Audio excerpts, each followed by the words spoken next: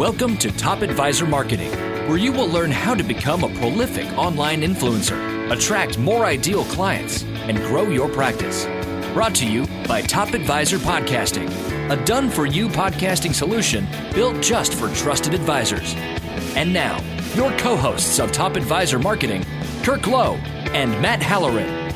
Hello and welcome to another Top Advisor Marketing podcast. Ladies and gentlemen, we are live from the SEI event, and we have the privilege to talk to one of the best relationship managers, otherwise known as a person who actually calls on you and provides you with great services like they have at SEI. It is Matt McGowan. Now, he is really killing it, and he has a couple of magnificent firms that he's working with that we're going to highlight on today's podcast. But before we do that, we're going to take a moment just to get to know Matt just a little bit better. So Matt, how in the heck did you end up at SEI? It's a good story. I came out of college, right, and didn't really know what I wanted to do.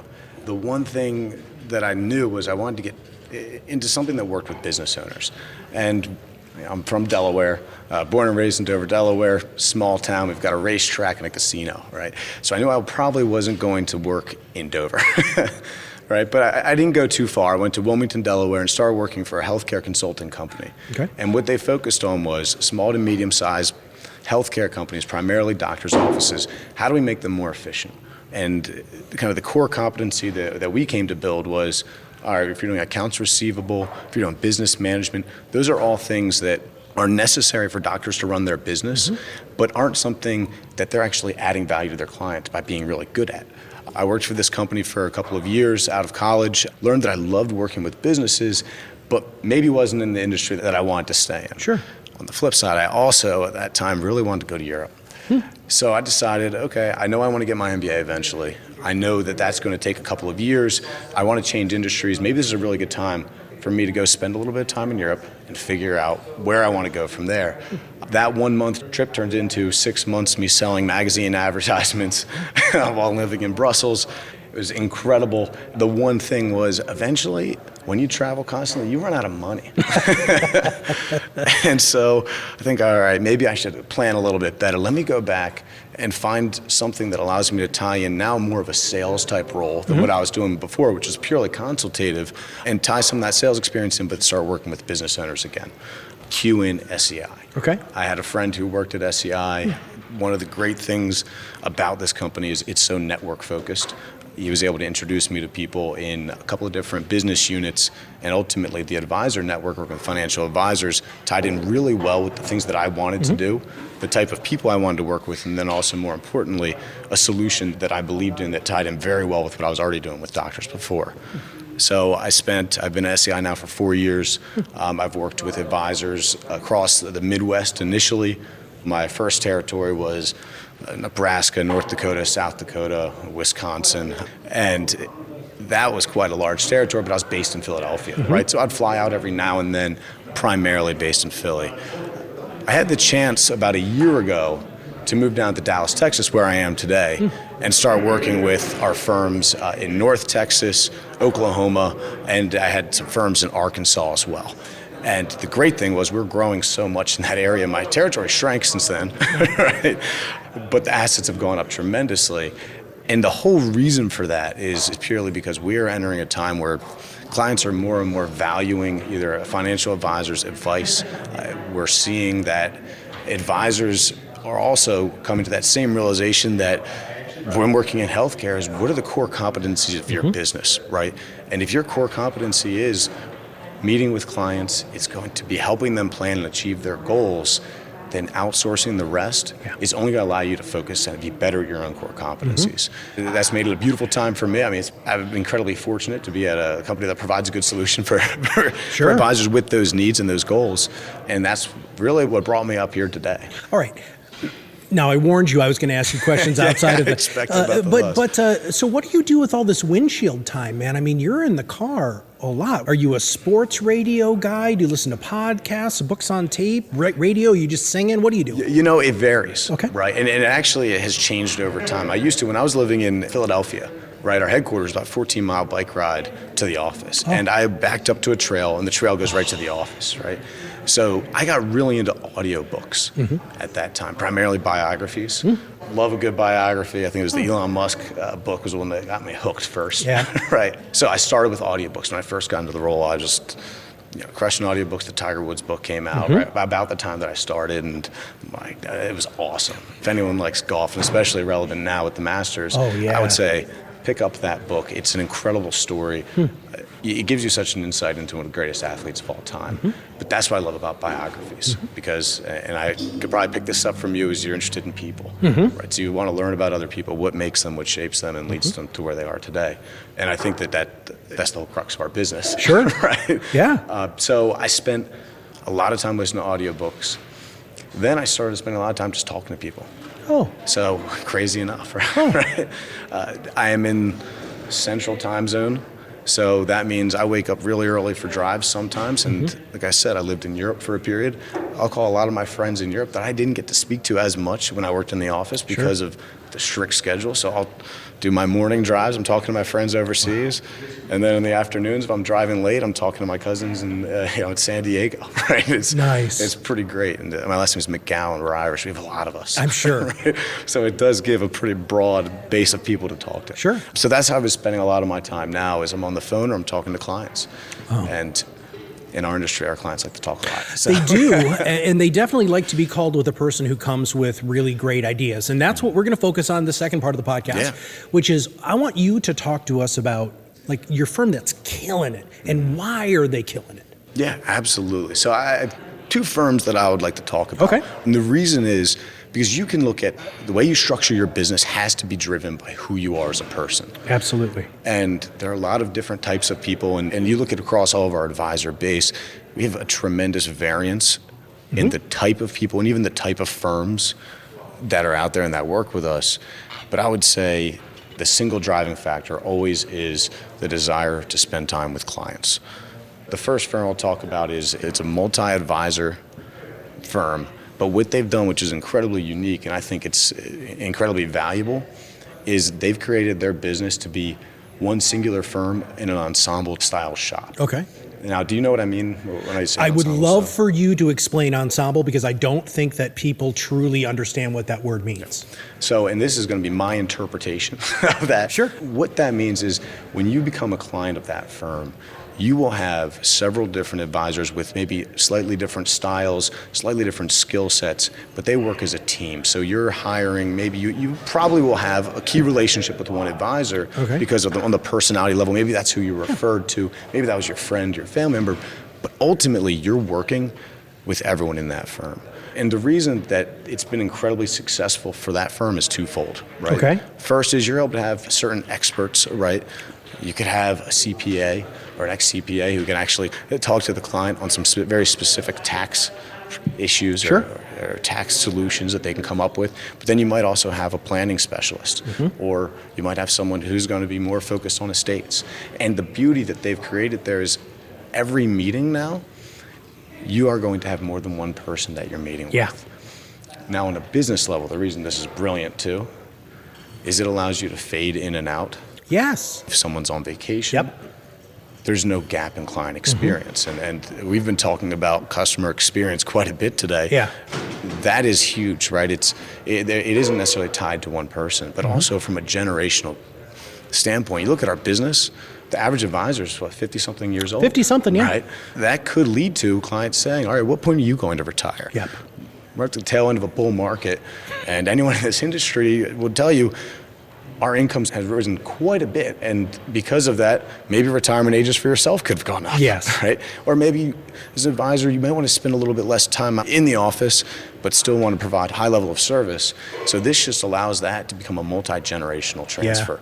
And to the clients, they don't even notice it. Well, it's because you're setting those clear expectations on the beginning, right? Which is absolutely fantastic. And also, it is much less ego focused. Yep. It's firm focused. Most of those ensemble firms don't really go up for sale, we found, but when they do go up for sale, their multiples are exponentially higher than a single practice. Okay, so ensemble firm, great customer service, which is fantastic. We were interviewing Stephen Wershing earlier today, and he was talking about the client experience, and I know that at the conference, client experience is the big focus, right? Yep. But what else are they doing? Because a lot of people will listen to this, Matt, and they'll be like, yeah, I give good client service. And they're not the juggernaut of this firm. So what are they doing more than just being a great firm with service? That's a good question. I think obviously delivering is a huge part of that. But I guess on what side, right? Do you mean on the acquisition? Do you mean, what do you think would help better define what they're doing on a day-to-day basis? Right? Well, yeah, I mean, do they throw a crap ton of money at seminars? Are they radio people? Are they marketing people? Do they put out great content? How are they getting the attention to bring them into this ensemble practice? And then, of course, as we know, the ensemble practice is where the stickiness really happens. So help us with that. Yeah, absolutely. So it is a referral business, okay, right? One of the benefits of this ensemble firm, and actually it speaks to the success of creating a firm of this style, is it is multi-generational. Good. So there is a critical mass that you absolutely start to hit, and especially when you now have multiple producers, it means that their networks, they are spindling out into the into the local community. So that means there's nonprofit organizations they're involved in. It's not a massive marketing-based firm. Interesting. Which is interesting. And they have done some recent rebranding to try and make their website, which is quite slick, very clear on the website that they are a group firm, right? And that they are planning focused. I think that it's the level of comfort that you feel when you walk into that office. It's a very open office setting. You will see when you walk in, you see the operations staff. You'll see all the advisors. It's such an open, welcome setting that it doesn't feel like anywhere besides you're just come to see some friends. Sure. And they're going to sit down and talk about the family, talk about your hobbies. It is that comfort level. It doesn't feel like I'm not a client, but I'm in there quite a bit. Sure. I've met a number of clients, and it doesn't feel like a pure sales process, right? However, it's very much built on the discovery, getting to know the client, helping to find a solution for the client, and whether it's things that are related to the business or not even close to it. I think that that's really that extra element of, and advisors listening are going to probably nod their head on, you'll have a client that calls and said, I'm getting ready to buy a truck, right? Do I finance? Do I buy it? Do I lease it? Sure. What do you think? Or it's, they'll come in and just be talking about the family, right? And it's even more than a counselor to probably trust it, right? Because the conversations you're having with a financial advisor are incredibly personal. It's about income. It's about your goals and dreams. It's what does money mean to you, right? Which means very different things to everyone. How has that changed throughout the course of your life? I think it's difficult to point to say, this is the one thing they do. I can tell you some of the things that aren't focused on are as simple as you're not going to go into that office and they're going to say, all right, we have 7% allocated to this part of your portfolio, or say they're going to say, let's create a strategy and a plan that will get you to your goals, but let's focus on the goals. Now, I just want to first off say that the truck comment was probably because where you live, right? So, it is Texas. It is Texas. But okay, I'm going to play devil's advocate here. This firm's killing it, right? What the heck do you do for them? That's a great question. And are we recorded? Yes, we are. We're live, dude. We're live. My role is entirely facilitation. So very similar to what an advisor would do with their client. I'm learning what their goals are. If you want to operate as an ensemble where you're meeting with clients all the time, that means you don't want to spend all of your time rebalancing a portfolio or picking your asset allocation or worrying, all right, is this money manager still doing what it said they were doing when I first hired, right? So what we're doing and what I'm doing for them is I'm connecting them with the right investment resources, a technology that integrates with their CRM system that's going to integrate with every aspect of their business, their financial planning tools, so that they don't have to spend any time doing anything but what they're really good at, which is delivering the service to clients. That's awesome. Right? That's my job. That's what I'm bringing to them on the day-to-day. What's incredible is it becomes so simple because they create a system, and it's all about systematizing.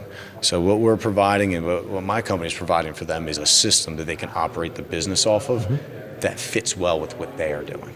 I love that you hearkened it to and likened it to the discovery process that happens with advisors and their clients.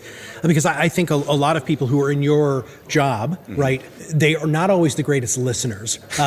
From the top, they say you have to do this, and then, your job is to go out and hit the pavement. But SEI is fundamentally different like that. I mean, this is a wildly solution-focused organization that their main goal, it seems, is to keep advisors in the lanes that they want to be. Because, we've had a lot of advisors walking by here, our booth today, and some of them are really good at this, and some of them are really good at this, but they're still under this SEI umbrella. Why is that? Yeah, it's a good question.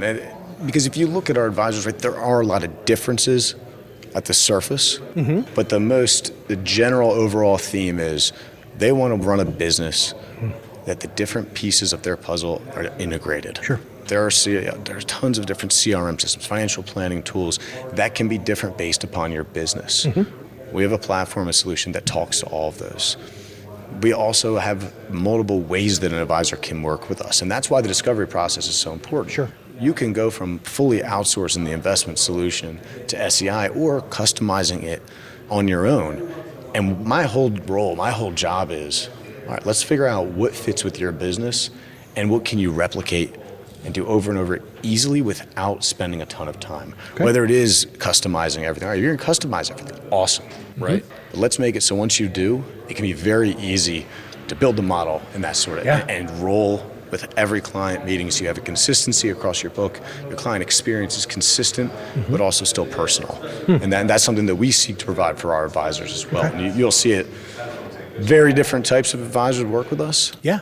But they have that flexibility on our platform that'll fit with their business. And that's why the discovery process is so important. There just seems to be a lot of organizations out there, Matt, that are very inflexible, right? They don't want to provide that customized solution because it's very difficult to scale.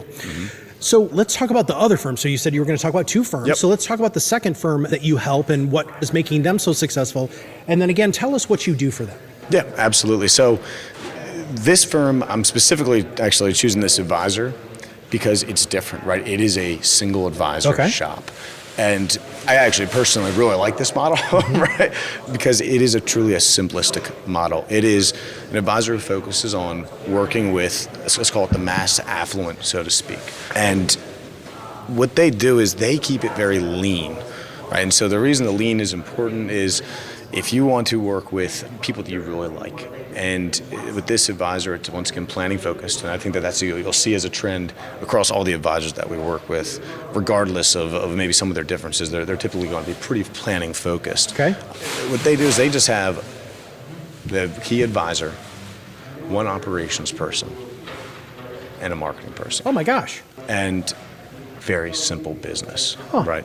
Day-to-day life, meeting with clients, and spending very little to no time actually in the office necessarily. And the reason for that is because their clients are the type of clients that will go out and grab lunch, right? Go out, grab breakfast. When they're coming in and doing meetings, it's very technology forward. There's no paper in the office. So it doesn't, all you need if you're going out and when they go out to meet with their clients, just the iPad. If it's in the office, it's just throwing up on the screen. There's just, they have the AirPlay, right? They'll throw it up on the screen using Money Guide Pro, using Redtail, and using SEI as a fully integrated system. They're able to work from anywhere. And the way they communicate is they'll use, blanking on the tool, I think it's Slack. Oh yeah, I love Slack. Either Slack or one of the similar ones, right? And that's just how they communicate in our office. So it doesn't matter whether you're working from home, whether their staff is able to work from home. It's truly, I think that there sometimes can be a negative impression on this word, but lifestyle-based practice. To me, if I were to go that route, I think that's probably the most attractive to me because you're working with people that you like. You're focusing on planning.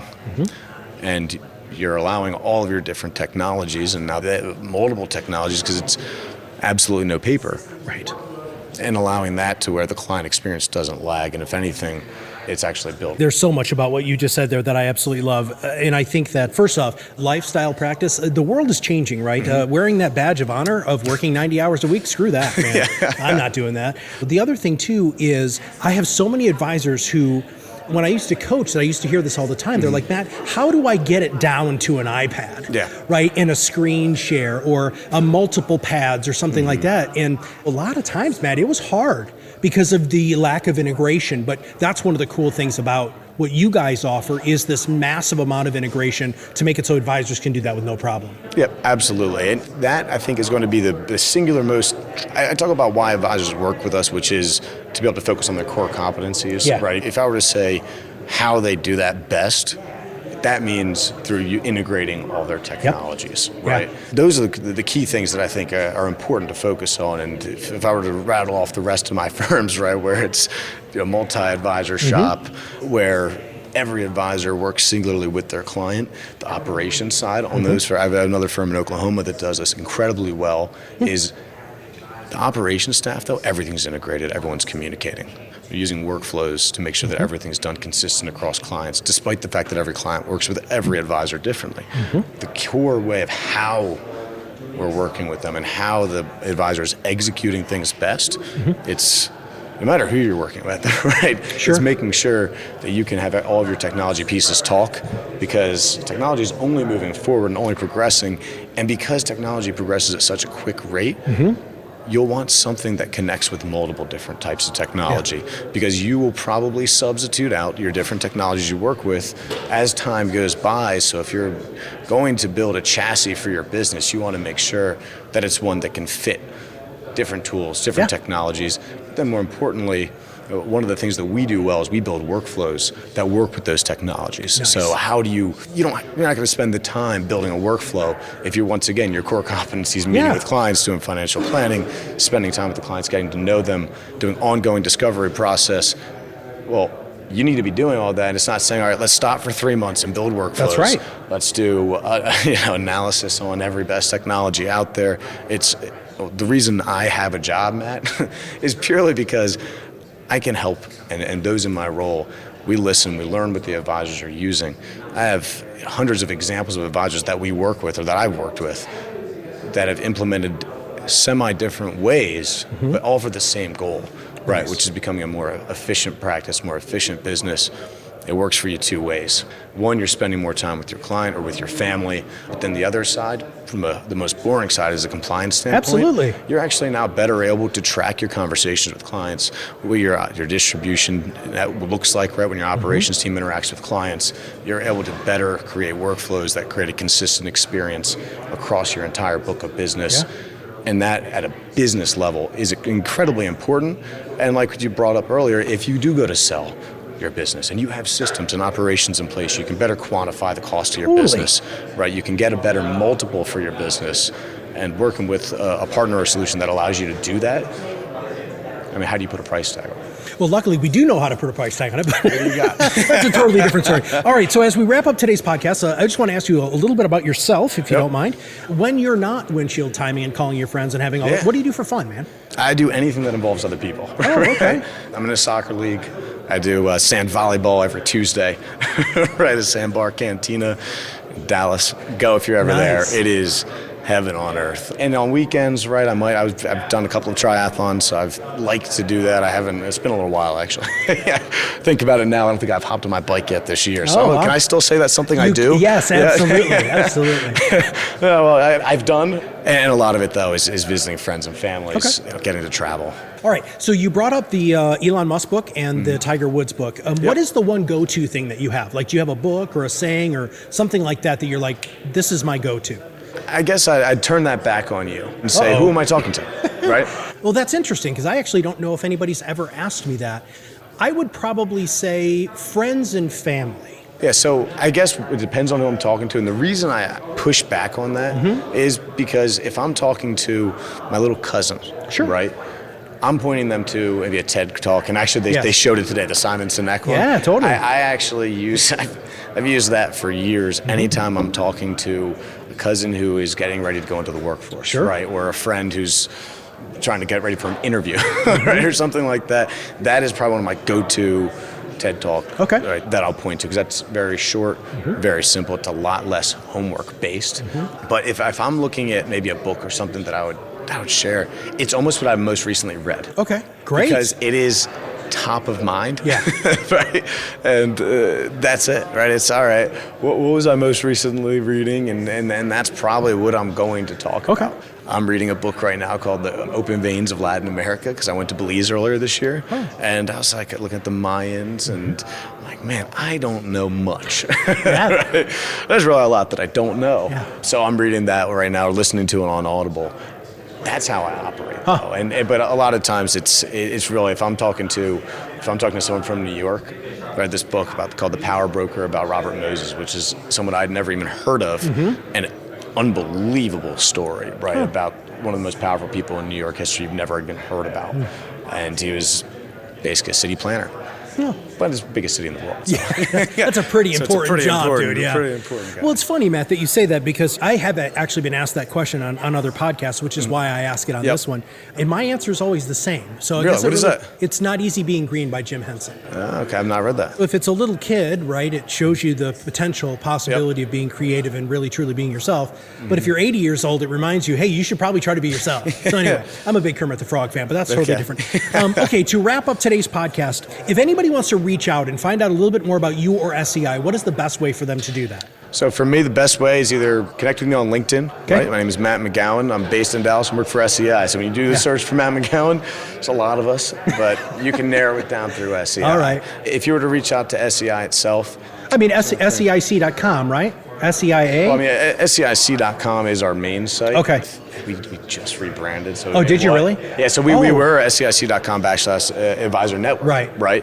Now, I think if you just did search for SEIC.com, Independent Advisor Solutions. That is our name, our market unit's new name, right? Because it's our shift towards becoming more of a platform, a solution-based business, rather an advisor network. Well, sure. That's actually a very clear name. I like that. Independent Advisor Solutions. Okay. I want to drive on the fact that if you're working with us, it's because you made the decision to work with us. Gotcha. Beautiful. Well, Matt, thank you so much for being on the podcast today. This was super fun, dude. Yeah, it was awesome. That's cool. First podcast I've ever done. So. Really? Now, you have a voice for this, brother. We need to talk about that afterwards. That's a totally different subject. All right. Well, if you have not subscribed to the podcast, click that subscribe now button below. That way, every time we come out the new podcast, it'll show up directly on your listening device. And if you wouldn't mind, email me, matt@topadvisorm.com. And that M is for marketing. If you know of anybody who'd be a good guest, or if you want to give us feedback, or even better, a topic you want us to cover. So for everybody here at SEI and for Matt McGowan, this is Matt Halloran, and we'll see you on the other side of the mic very soon. Are you ready to change the way you communicate with your clients? Are you tired of being the best kept secret in your area? Learn how to become a prolific online influencer, attract more ideal clients, and grow your business. Contact us today and see what the power of podcasting can do for your business. Click on the Contact Us link on our website at topadvisormarketing.com and set up a call to learn more. Follow us on LinkedIn and Facebook for more updates and information. This was brought to you by Iris.xyz, a platform helping financial professionals become better in business and life through new media and new voices. Visit them and learn more at iris.xyz. Independent Advisor Solutions by SEI is a strategic business unit of SEI Investments Company. Money Guide Pro and Red Tail are not affiliated with SEI.